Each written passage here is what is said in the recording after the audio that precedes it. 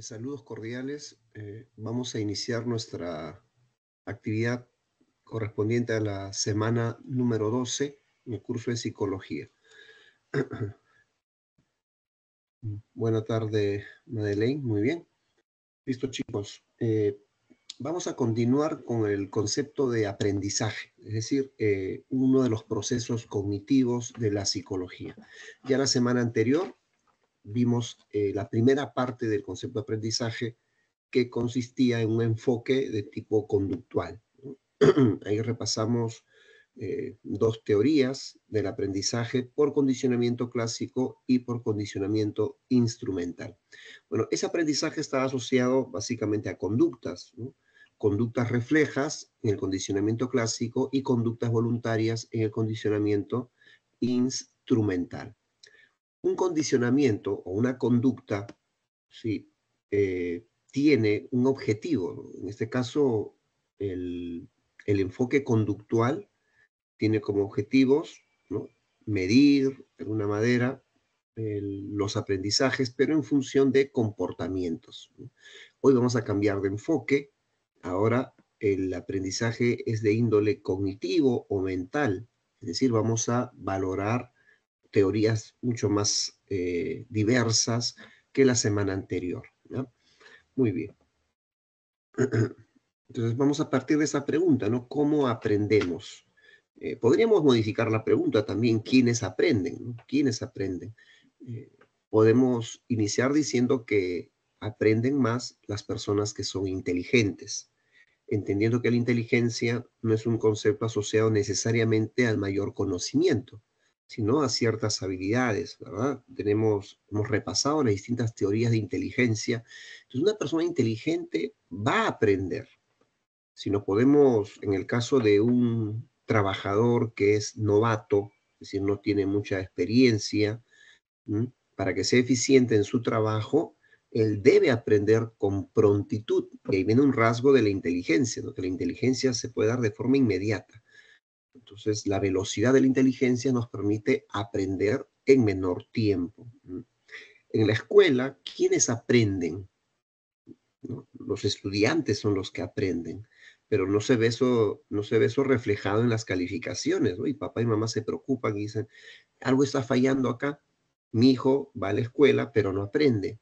Entonces, le están enseñando mal, ¿no? Porque en la escuela se da ese binomio enseñanza-aprendizaje, ¿no? El profesor puede tener vasto conocimiento, una buena metodología, una excelente didáctica, pero al maestro no le corresponde aprender. El maestro tiene que enseñar. Entonces, el aprendizaje siempre va a correr de cuenta del estudiante. Imagínense, ¿no? Si el estudiante está en su carpeta, en una clase de historia, por ejemplo, pero está pensando en otras cosas, no es una decisión inteligente. Si el estudiante llega tarde a clase, se va a perder de información, no es una decisión inteligente. Aquí estamos asociando la inteligencia a la posibilidad de aprender. Ahora, vamos a suponer que sí está concentrado en la clase, que llegó temprano, pero tiene otros intereses. Entonces tampoco va a aprender. Entonces, hay muchas razones por las cuales el estudiante no aprende una materia, un contenido, una clase, ¿no? Entonces, vamos a, en la parte final, ayudar un poquito a que este aprendizaje se sostenga en base a ciertas estrategias, ¿no? Estrategias para aprender. Pero las estrategias funcionan siempre y cuando el estudiante haya adquirido técnicas para estudiar, ¿no? Técnicas de aprendizaje. Entonces vamos a presentar ahora nuestros tópicos. Vamos a definir el aprendizaje, pero de enfoque cognitivo. Las teorías cognitivistas del aprendizaje. Vamos a repasar 3 teorías cognitivistas: la teoría de aprendizaje observacional, las estrategias de aprendizaje, el concepto metacognición y, por último, la novedad del aprendizaje, ¿no?, que es el aprendizaje autorregulado y el aprendizaje cooperativo. Muy bien. Entonces, hoy tenemos un nuevo enfoque, el aprendizaje cognitivo. Por lo tanto, tenemos que cambiar de esquema. La semana anterior, como a modo de recordatorio, ¿sí?, en el enfoque conductual del aprendizaje, se implica el esquema llamado ER. ¿Qué es el esquema ER? Estímulo-respuesta, ¿no? Eso es en el enfoque conductual, lo que vimos la semana anterior. Para este enfoque cognitivo cambiamos el esquema. Y como observas acá en la diapositiva, el esquema ahora es EOR. Es decir, hay una nueva variable, ¿no? La variable organismo. Se sigue manteniendo el estímulo, se sigue manteniendo la respuesta.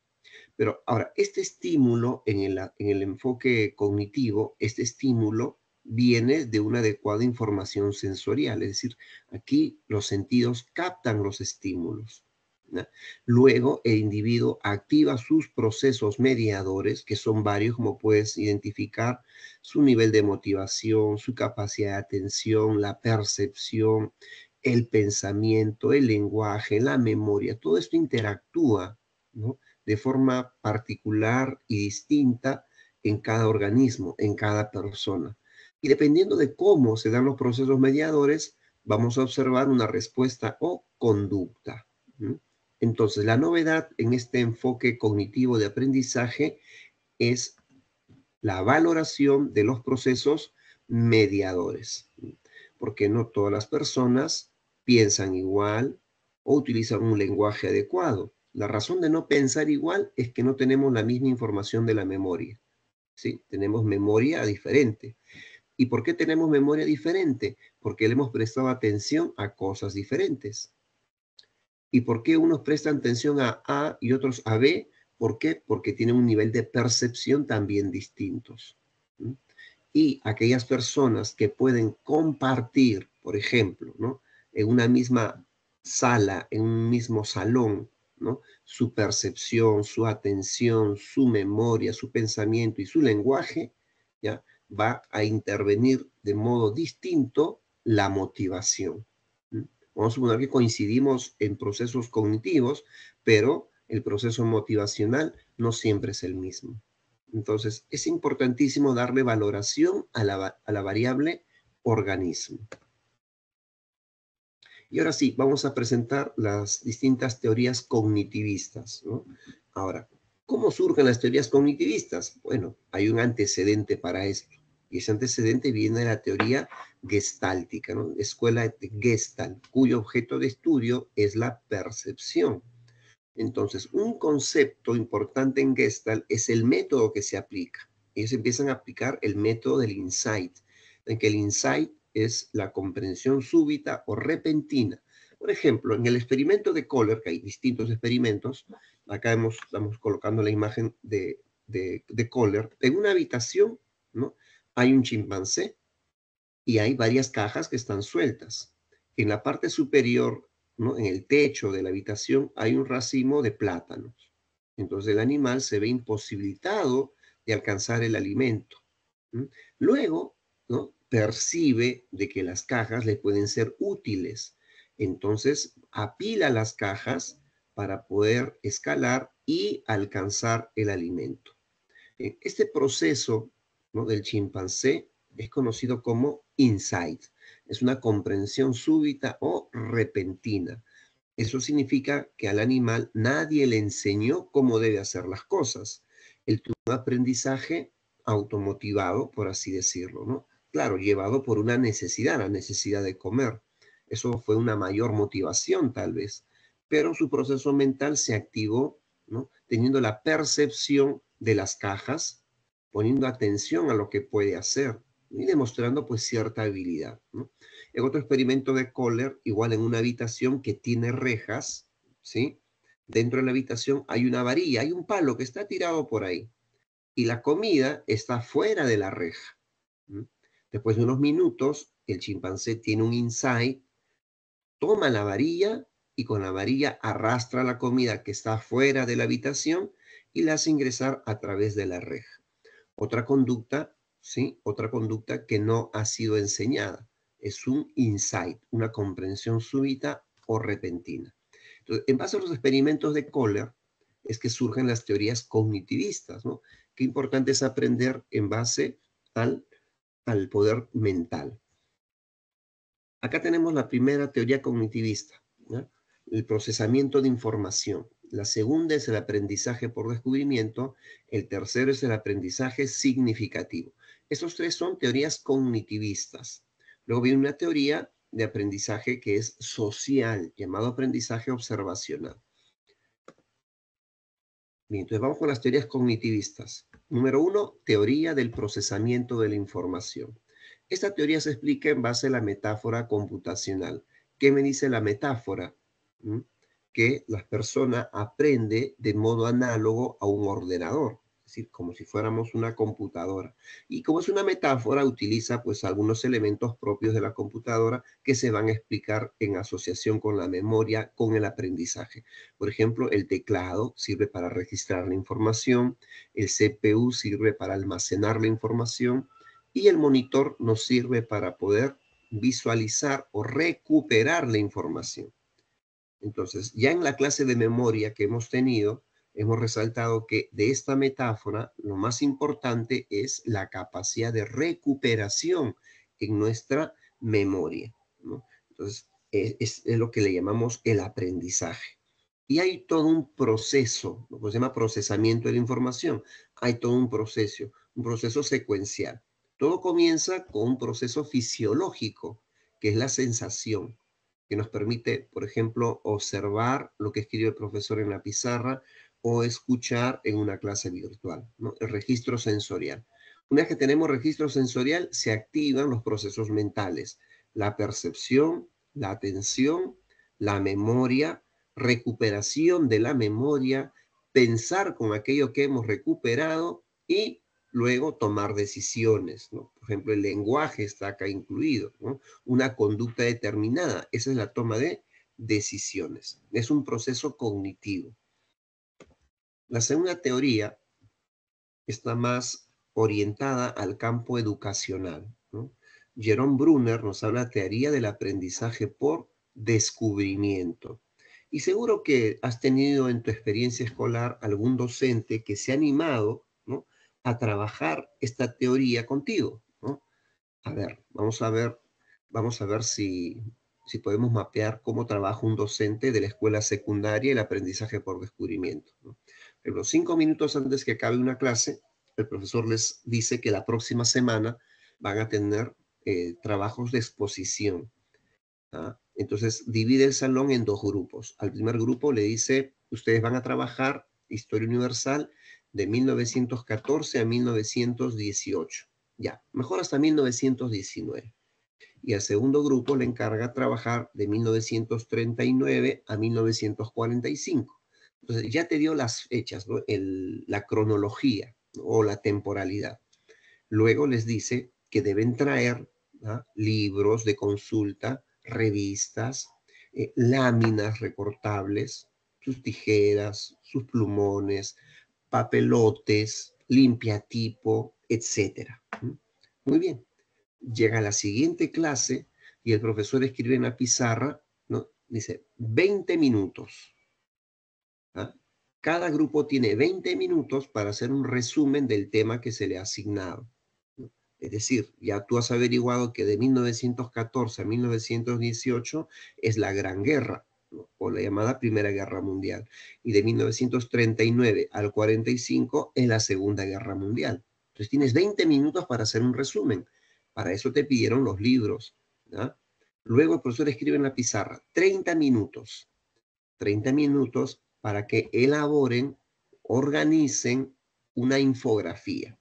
Por eso también te ha pedido láminas recortables, un papelote, plumones, regla, tijera, con todo, con tu resumen y todas las imágenes. Obvio que puedes armar una infografía. Tienes 30 minutos. Y luego pone en la pizarra 10 minutos. 10 minutos de exposición. Un representante o dos de cada grupo va a presentar el tema, va a compartir lo que han aprendido de la clase. Bien, hasta acá. ¿En qué momento el profesor explicó de la Gran Guerra y de la Segunda Guerra Mundial? Han pasado 60 minutos y el profesor no ha explicado algo del tema. Todo el trabajo, vamos a entenderlo así, lo hicieron los estudiantes, ¿ya? Entonces, esta dinámica tiene una organización. Quien se convierte en el facilitador o mediador para el aprendizaje es el docente, ¿no? Es el profesor. El docente es el facilitador o mediador del aprendizaje. El que va a aprender es el estudiante, ¿no? El alumno, el discípulo, el aprendiz. Él tiene que aprender. ¿M? Y para eso, para garantizar su aprendizaje, evidentemente todos los estudiantes tienen un razonamiento básico, que es el razonamiento inductivo, ¿verdad? Que va de las partes al todo. Con eso garantizamos que el estudiante pueda aprender. Ahora, cuando el profesor escucha a sus estudiantes exponer el tema, él se ha dirigido a la parte posterior del salón y cuando acaban de exponer y todos aplauden, el profesor dice, tengo un par de preguntas. Pregunta para el grupo número 1. ¿Quién fue Erwin Rommel? Entonces los chicos que han expuesto miran su infografía y no encuentran ni la foto, ni el nombre, ningún dato de Erwin Rommel. ¿Mm? Pero de los que están sentados, que son del mismo grupo, un alumno levanta la mano y dice, profesor, Erwin Rommel fue el zorro llamado el zorro del desierto, quien dirigió el Afrika Korps en la Primera Guerra Mundial. Muy bien, felicitaciones. Pregunta para el segundo grupo. ¿Qué es el Lebensraum? Los chicos que han expuesto en el segundo grupo miran su infografía y no encuentran esa palabra por ningún lado. Pero una alumna del segundo grupo que no ha expuesto dice, profesor, yo puedo mostrarle en el mapa qué es el Lebensraum. Adelante, muéstranos en el mapa. Bueno, Lebensraum es el espacio vital. Es el territorio que el Führer Adolf Hitler quería conseguir para la Alemania nazi, recuperar los territorios de la antigua Germania. Muy bien, felicitaciones. Entonces, aquí el rol del profesor, ¿sí? Es completar, ¿no? Ciertos vacíos que él ha podido identificar en una exposición. Entonces, no sé si ustedes han trabajado así en su etapa escolar. Entonces, la primera parte, los primeros 20 minutos donde usted hace un resumen, ¿no? Escudriñando los libros, es conocido como recolección de datos. Aquí aparece, ¿no? Recolección de datos. Los 30 minutos que te dieron para elaborar una infografía con imágenes, con el texto, ¿ya? Ese segundo momento se llama organización de datos. Y esos 10 minutos que te dieron para exponer, para comunicar tu aprendizaje, conocido como representación del entorno, ¿no? Te he puesto un ejemplo de historia universal, porque en otra área de aprendizaje, por ejemplo, en persona, familia, relaciones humanas, ¿no? Pueden hacer un sociodrama acerca de las relaciones familiares, la violencia en la familia o el consumo de drogas, ¿no? Y eso lo pueden representar en una actuación, ¿no? En un pequeño teatro, ¿no? Ese sería el punto 3, la representación del entorno. Entonces, en el aprendizaje por descubrimiento, quien tiene que aprender es el estudiante y lo hace descubriendo información. El estudiante decide cuánto quiere aprender, pero obvio que en un salón de clase el profesor, ¿no? El profesor está ahí para, de alguna manera, orientar ese aprendizaje. Vamos a la tercera teoría cognitiva, que es el aprendizaje significativo. Este aprendizaje también se da en el ámbito educacional y también tiene como actores al docente y al aprendiz, al estudiante.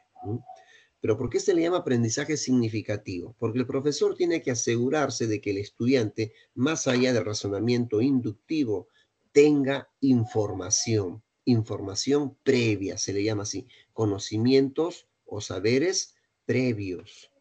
Con esa data, el profesor va a trabajar, ¿sí? Brindándole al estudiante una nueva información, nuevos conocimientos que deben ser aprendidos, pero muchas veces no sucede.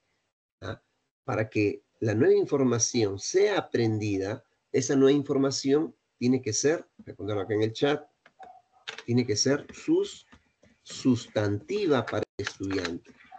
¿ya? La nueva información debe ser sustantiva para el estudiante. Solamente así querrá aprender. Vamos a poner un ejemplo, tal vez también puedas recordar esto en alguna clase. Vamos a cambiar de historia, vamos a hablar de historia del Perú. Un profesor nuevo, primer día de clase, segundo año de secundaria, ¿no? El profesor, antes de escribir el título de su clase en la pizarra, se dirige a los estudiantes, ¿no?, en forma aleatoria, haciendo algunas preguntas, ¿no?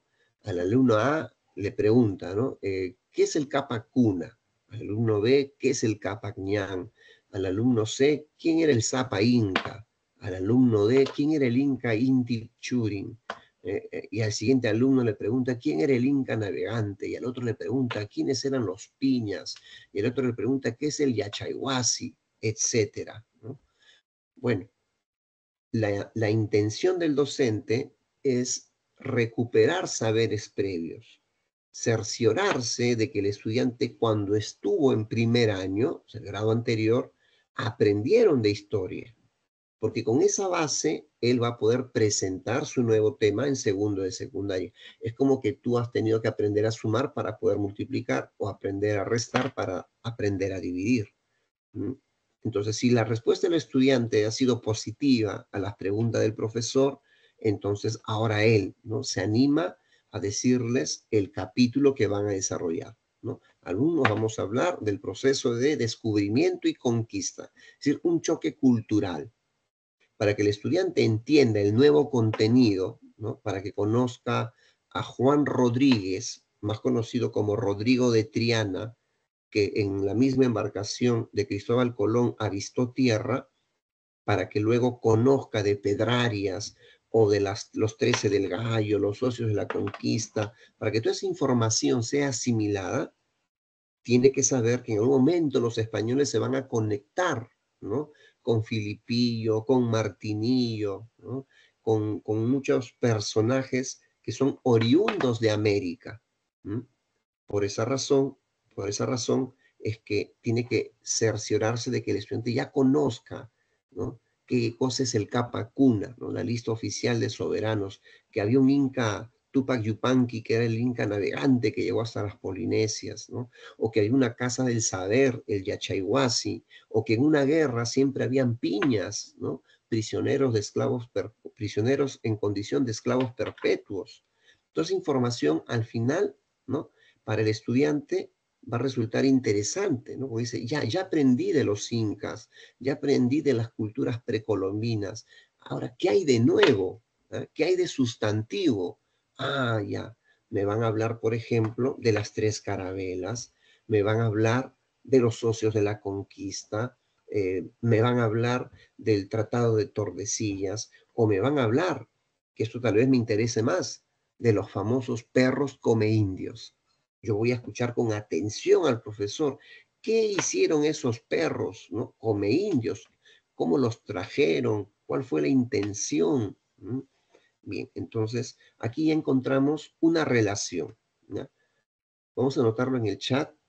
Acá lo han puesto en tu imagen con el término de anclaje, ¿no? O sea, los saberes previos con los nuevos conocimientos, ¿verdad? Bueno, anclaje sí se entiende también, pero vamos a usar el término original,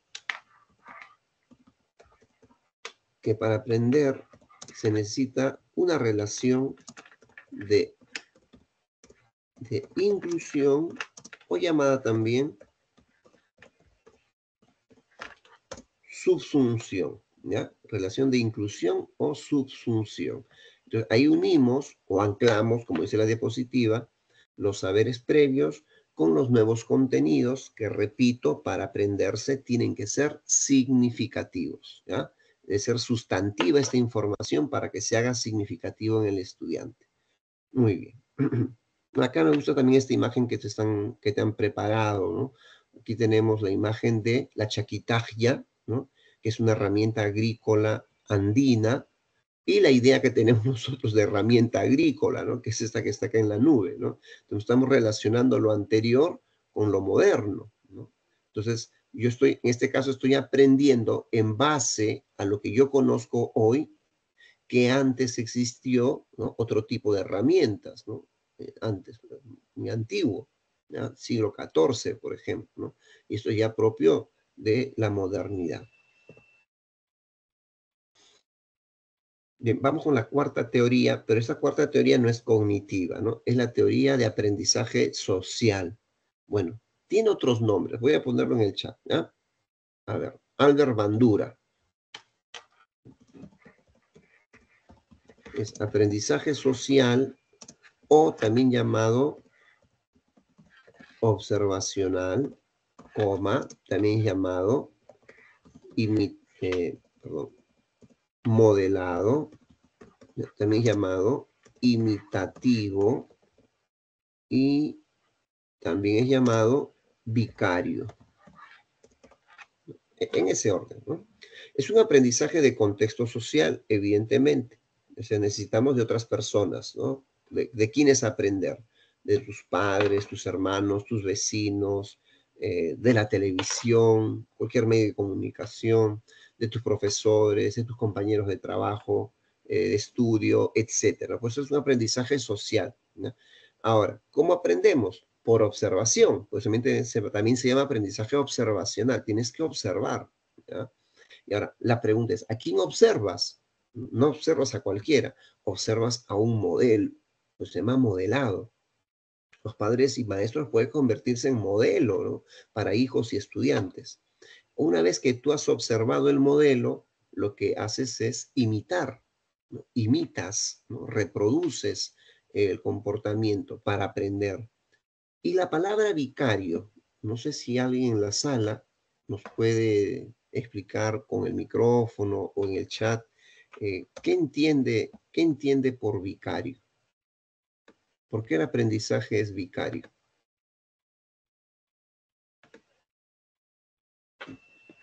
A ver, alguien que tenga una idea de por qué estamos empleando el término vicario.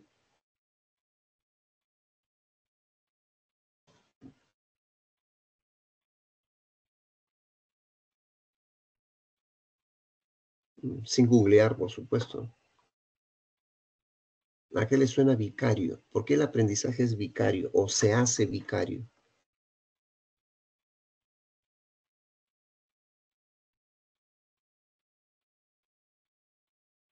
A ver, hay 28 estudiantes en la sala. ¿Alguno que tenga una idea? Vale equivocarse por si acaso, ¿no?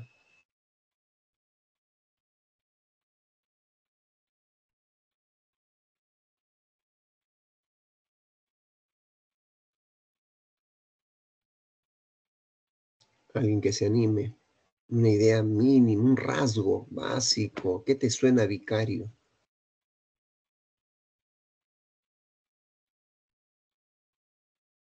Porque mucho de lo que tú aprendes es así, es vicario. Te explico. A ver, con un ejemplo, ¿no?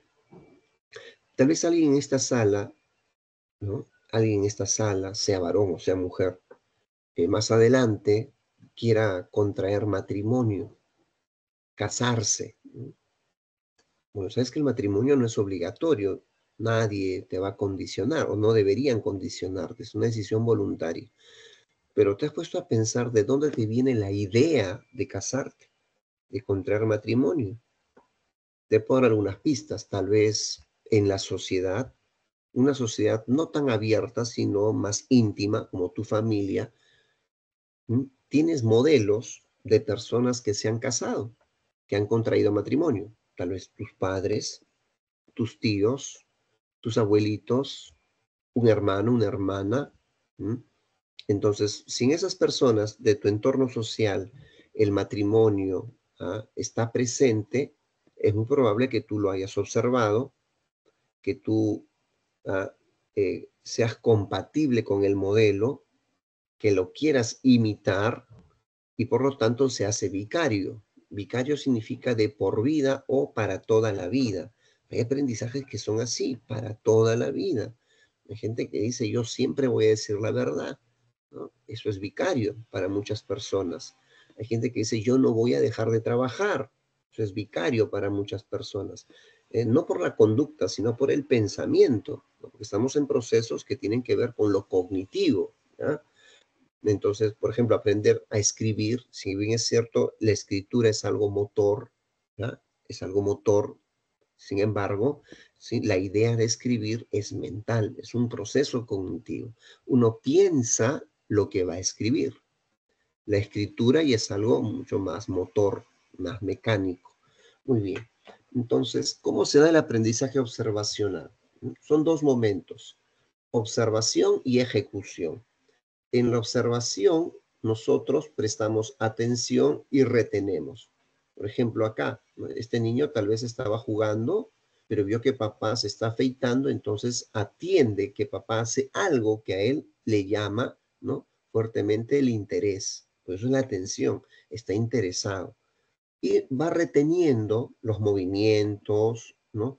El uso de los accesorios que pueda tener papá. ¿M? Abrir el caño, por ejemplo, usar la máquina de afeitar, la crema de afeitar, la espuma de afeitar, el espejo, etcétera, ¿no? Está reteniendo toda esa información.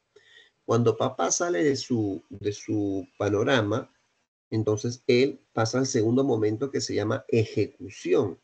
En la ejecución reproduces el comportamiento observado, lo que has atendido y retenido, ¿sí? Y luego se puede dar la posibilidad de reiterar la conducta, pero eso va a depender, ¿no? Por ejemplo, si una niña observó que su mamá se pinta los labios y la niña, entendiendo que el modelo está ahí, reproduce la conducta, terminó con la cara embadurnada, ¿no? De labial. Cuando mamá la ve, hay dos posibilidades, ¿no? Que mamá esboce una sonrisa como de aprobación, como que se trata pues de una travesura, un juego, ¿no? Y acompañada de palabras como qué coqueta mi hija, o qué traviesa mi hijo, o se parece a su hermano, o se parece a su abuela, etcétera. La niña, obvio que va a retroinformar, se va a motivar porque la expresión de mamá ha sido de avalar su comportamiento. Distinto de una madre que sanciona la conducta, que llama la atención o inclusive que castiga. Las niñas no se pintan con labial. Tú eres una niña, ¿no? Entonces, ahí, por ejemplo, no se va a dar la retroinformación, al menos no inmediatamente, porque sabemos que si mamá, por ejemplo, no es un modelo para su hija de pintarse los labios porque mamá no lo hace, la niña tampoco lo hará porque no tiene el modelo, pero cuando salga de casa y llegue a la escuela, tal vez en segundo o tercer año de secundaria, lo aprenda de alguna compañera del salón o le genere curiosidad que su maestra se maquille o llegando a la pre o llegando a la universidad va a encontrar modelos de quienes aprender, ¿ya? Entonces, todo aprendizaje se reitera en base a la retroinformación o la motivación, si es bueno o no para nosotros. Muy bien. Hasta aquí hemos repasado en total 4 teorías de aprendizaje, 3 cognitivos y uno social. Bueno, entonces vamos a ver si estamos preparados para aprender. Y para eso vamos a explicar las estrategias de aprendizaje. A propósito, hoy día, más tardecito, juega Perú y nos preguntamos, ¿qué estrategia habrá planteado el técnico, el seleccionador Fossati para que Perú pueda derrotar a Chile? Porque no se está enfrentando a Haití, ¿no? A una selección menor, ¿no? Todos ya están ahí pronosticando de que Perú va a perder. Nadie quiere apostar a favor de Perú. Bueno, cuando un seleccionador, porque esa es su tarea, seleccionar, ¿no? Identificar quiénes son los mejores jugadores del Perú, tiene que evaluar que este jugador seleccionado posea ciertas técnicas que favorezcan a la estrategia de ganar un partido, ¿no? Porque obvio que las estrategias van a cambiar. Yo no puedo usar la misma estrategia con Bolivia si es que juego en la altura de La Paz, o no puedo usar la misma estrategia con Brasil cuando juego en Río de Janeiro, ¿no? Entonces, ¿qué estrategia vamos a emplear? Va a depender de la capacidad técnica que tenga un jugador. Ejemplo, ¿no? Si algún día Perú vuelve a jugar contra Francia, que tiene un jugador muy veloz y muy hábil que se apellida Mbappé, Obvio que tenés que buscar a alguien que tenga la técnica para marcar Mbappé, una técnica asociada a la velocidad. Si en un momento a Perú le toca la suerte, por así decirlo, de patear un penal, ¿no? Quieres a un jugador que tenga la técnica de poder ser, ¿no? Preciso al momento de ejecutar un penal, un tiro libre, un tiro de esquina, un pase, un centro, un cabezazo, etcétera, ¿no? La técnica es fundamental para que funcione la estrategia. Lo que te quiero decir. Acá no nos están hablando de técnicas. La diapositiva habla de estrategia, pero la estrategia requiere de técnicas, ¿no? Por ejemplo, la estrategia de repaso, ¿no? La estrategia de repaso, muchos repasan, pero a veces no sirve el repaso si no tienes la técnica. Yo en un momento me he dado, ¿no?, el trabajito de ver cómo el estudiante en el Centro Pre San Marcos, cuando tiene el cuadernillo en físico, eh, repasa la información. Y yo le pregunto, ¿y qué estás haciendo para estudiar? Ah, profesor, estoy resaltando acá lo más importante. Y cuando me muestra la hoja, está resaltado toda la hoja. Y yo le digo, ¿por qué ha resaltado todo? Es que todo es importante, profesor. ¿Mm? Entonces, miren, está usando una estrategia, pero no tiene la técnica, ¿no? La estrategia de resaltar está muy bien, pero no tiene la técnica porque está resaltando todo y tú no puedes resaltar todo. ¿Mm? Entonces, vamos a presentar la primera estrategia, ¿no? Que es el repaso. Acá tú puedes resaltar, puedes subrayar, puedes copiar, ¿no? Por ejemplo, aprender a escribir nombres como Nietzsche, Schopenhauer, entre otros, ¿no?, apellidos que son de origen extranjero. Tú tienes que repetir la información, ¿no? Copiar la información. O cómo memorizamos un número móvil, ¿no? Para eso está la repetición oral. O sea, repetición oral o repetición escrita nos sirve para aprender, ¿no?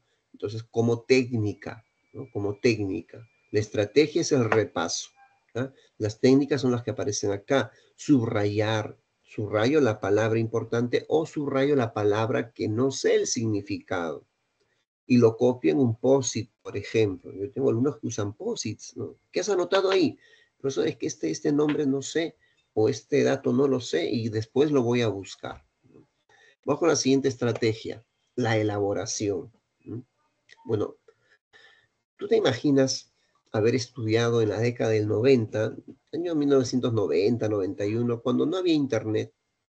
En los colegios nacionales no habían computadoras. Imagina que el profesor de literatura te dice, elabora el resumen de la obra Matalaché. ¿Qué haces si no tienes internet? ¿Ah? ¿Cómo elaboras el resumen de la obra Matalaché? ¿Mm? Paso número 1, tienes ¿En la que biblioteca? obtener la obra y leer.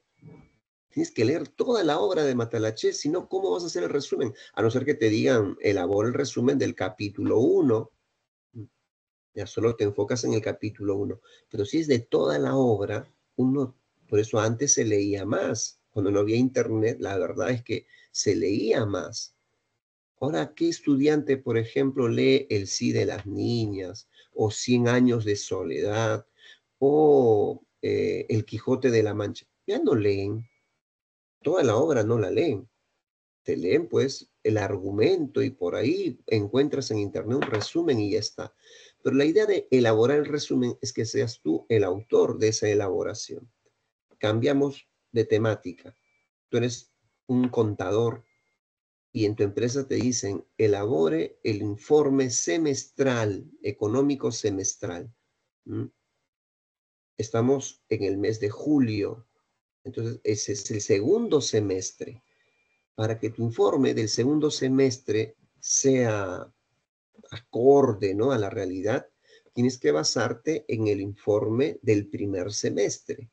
Entonces, siempre para elaborar, yo necesito un punto de apoyo, un punto de partida, ¿no?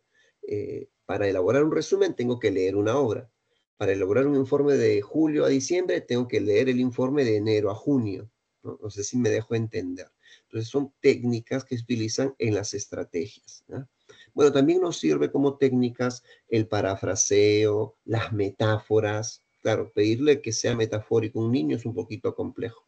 Su cerebro todavía no. pero los adolescentes sí entienden el lenguaje metafórico, ¿no? Las mnemotecnias, ¿no? Utilizar mnemotecnias partiendo de las siglas, los acrósticos, por ejemplo, ¿ya? Bien, entonces esa es la segunda estrategia.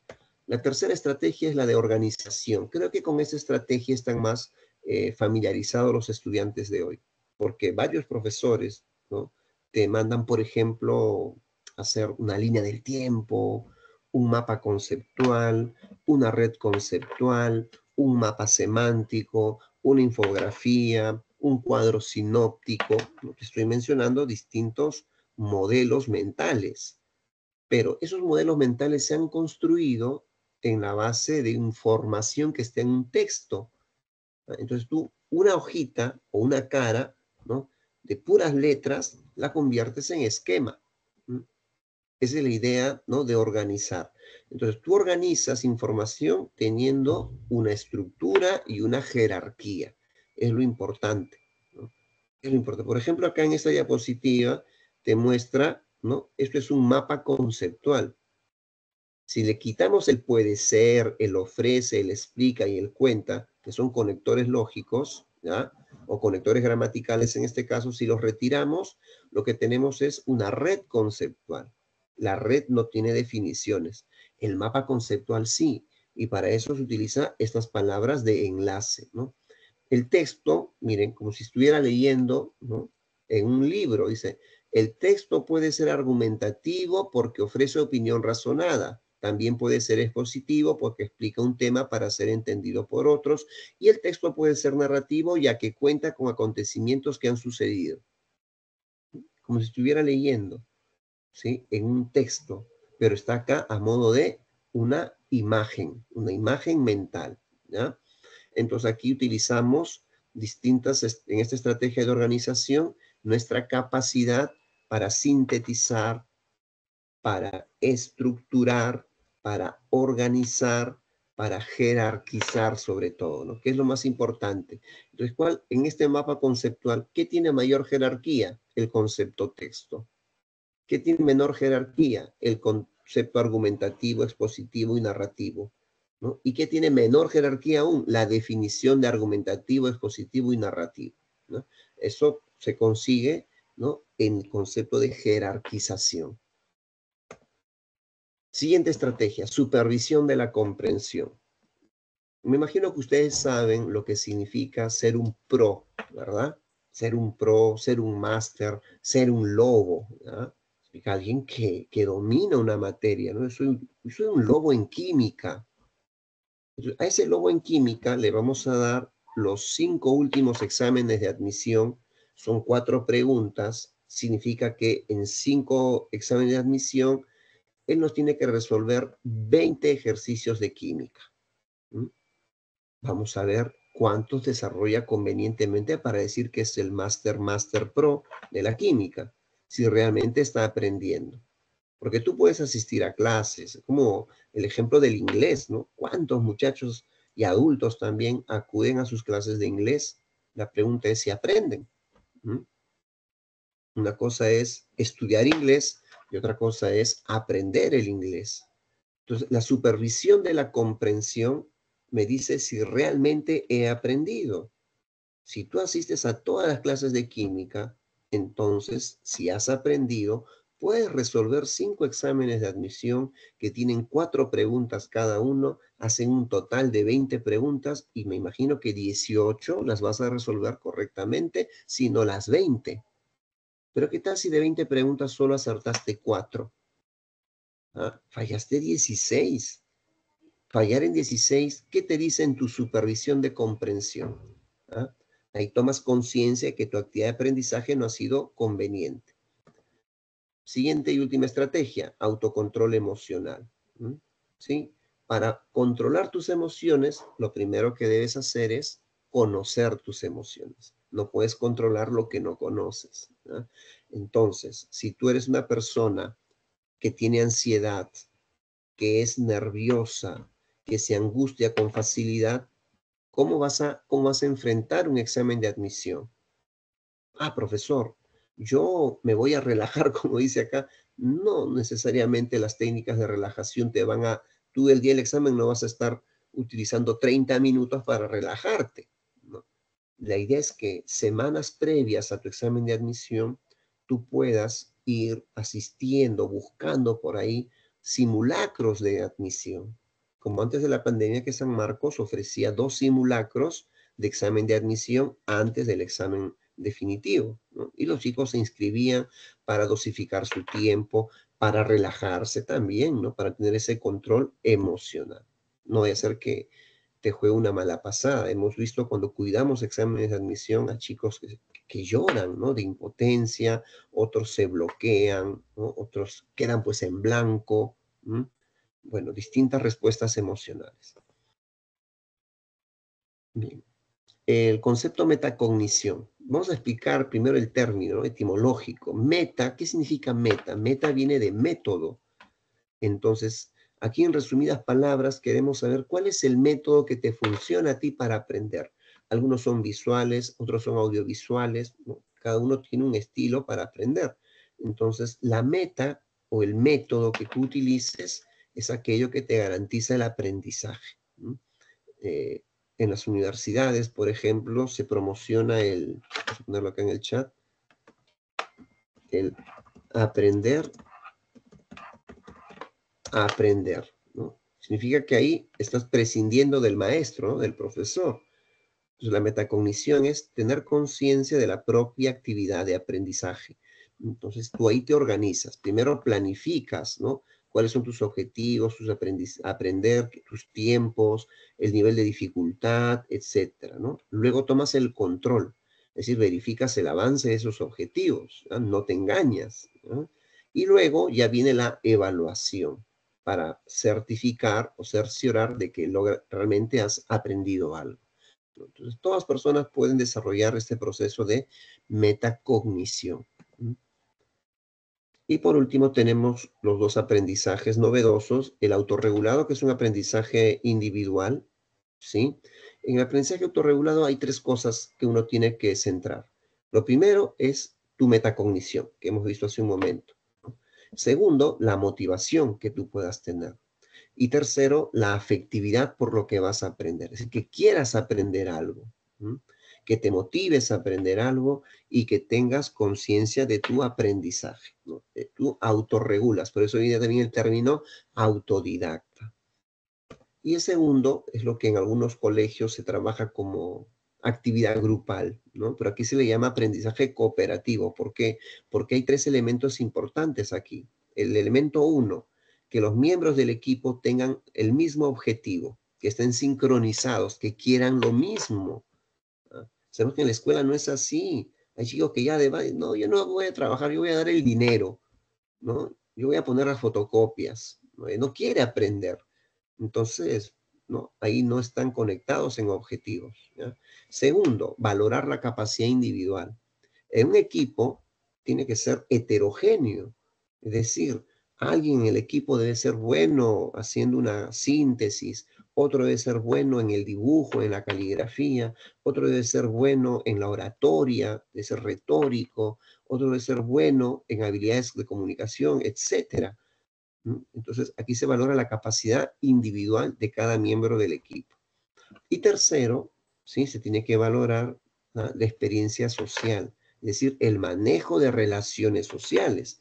Para que funcione el equipo, tienen que ser tolerantes, tienen que ser primero autocríticos, tienen que ponerse, ¿no? En el lugar de la otra persona, tienen que ser empáticos también, ¿no? Para que sea el aprendizaje realmente cooperativo y tenga éxito, ¿ya?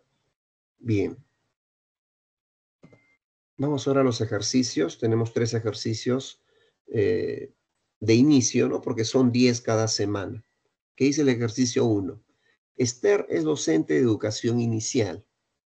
Está enseñando a sus alumnos los colores y les ha pedido que traigan témperas y varios envases donde puedan mezclarlos. De esta manera, les permito observar qué color se forma a partir de las combinaciones. Podemos afirmar que Esther en su enseñanza seguía de la teoría del aprendizaje, y acá tienes pues 5 opciones. A ver, ¿cuál se aproxima más al trabajo de Esther? observacional, significativo, por análisis, por descubrimiento, por procesamiento de información. Acá descartamos por análisis porque de eso hoy no hemos hablado, ¿no? Es un distractor. De los otros 4 sí hemos hablado. ¿Tienen alguna idea? ¿Será aprendizaje por procesamiento de información, por descubrimiento, significativo, observacional? La maestra les ha pedido que traigan envases, que traigan témperas para que ellos ahí en sus carpetitas mezclen los colores y formen nuevos colores. Bien, acá la maestra no les está enseñando lo que tienen que hacer. El alumno va a descubrir por sí mismo qué colores va a unir para generar un nuevo matiz de color, una nueva combinación, ¿ya? Entonces es aprendizaje por descubrimiento. Ejercicio 1, aprendizaje por descubrimiento. Ejercicio 2. El aprendizaje desde el enfoque cognitivo plantea que el cambio ocurre en los procesos mediadores, los cuales son operaciones mentales que permiten captar e interpretar la información, transformarla y orientar a la toma de decisiones. Considerando este enfoque, señala el valor de verdad o falsedad de las proposiciones que reflejen el concepto de aprendizaje cognitivo. Entonces, número 1. 1 Romano dice, una gimnasta que quiere sacar un puntaje perfecto, analiza mediante un vídeo sus movimientos y observa sus errores para corregirlos y alcanzar el puntaje deseado. ¿Es este caso de la gimnasta un aprendizaje cognitivo, sí o no? Si valoramos el término analiza, ¿no? Analiza, observa, entonces estamos hablando de funciones que son sensoriales y cognitivas. Observar es sensorial y analizar es cognitivo. Entonces sí, es un proceso de aprendizaje cognitivo. 2 Romanos. Un emprendedor quiere incrementar ventas. Observa que su competencia promociona ofertas y así gana más clientes, por lo que decide incrementar el número de seguidores de su página ofreciendo descuentos. Entonces, acá se da un aprendizaje cognitivo, ¿sí o no? Él observa primero, ¿no? Y entiende que tiene que ofrecer para tener mayor cantidad de público. Ofrecer, ¿no? Ofertar es vender. En este caso, promocionar su producto, su marca, con un menor precio, ¿no? Para enganchar a los clientes. Listo, esto también es cognitivo, ¿no? 3 en Romanos. Un universitario salió a una fiesta y bebió en exceso. El siguiente día estuvo con resaca, dolor de cabeza y náuseas, por lo que decidió bajar su consumo de alcohol. Esto es un aprendizaje cognitivo, social, autorregulado, cooperativo. Sí es un aprendizaje, él ha tenido una experiencia en base a un estímulo y en base a una respuesta. Esto es un aprendizaje conductual, no es un aprendizaje cognitivo, ¿no? Él en base a una conducta tiene una respuesta, ¿ya? Listo, entonces, verdadero, verdadero, falso, la clave es la opción A. Pregunta número 3. Teresa el año 2021 regresó a dictar clases. Le preocupaba que sus alumnos no la escucharan, ya que tendría que dictar sus clases con mascarilla, por normas impuestas de la institución. Ella consideraba que sus alumnos debían de escucharla y así poder captar la atención de ellos. Solo así podrían entenderla y aprender, por lo que decidió usar un micrófono para poder dictar su clase y mantener la atención de los estudiantes, favoreciendo que los contenidos sean perceptibles y retenidos posteriormente. Podemos afirmar que la preocupación de Teresa se ajusta a lo planteado por la teoría cognitivista de aprendizaje denominada, bueno, acá tenemos 5 opciones, de la cual vamos a ir descartando, por ejemplo, ¿cuál no es teoría cognitiva? Queda fuera sensorial y queda fuera observacional. Nos queda procesamiento de información, descubrimiento y significativo. Entonces, la profesora Teresa quiere que sus chicos primero la escuchen, ¿ya? Ella está con mascarilla y por eso se preocupa. Dice, no me van a escuchar. ¿Y por qué quiere que la escuchen? Porque quiere que al escucharla, la capten y la entiendan para aprender. Por eso ella usa como recurso un micrófono. Entonces, qué bien que esté preocupada y que le dé solución a ese problema. Entonces, la profesora Teresa en este caso está usando un aprendizaje por procesamiento de información. Lo que le interesa es el proceso, no solamente ¿ya? Que la escuchen, sino que la entiendan y que aprendan, ¿no? Listo, chicos. Aquí tiene las claves para esta semana 12. Toma nota o una captura de pantalla. Y de esa manera hemos concluido nuestra sesión de hoy. Muchísimas gracias por su asistencia a los que han participado y nos encontramos la próxima semana. Hasta pronto con todos.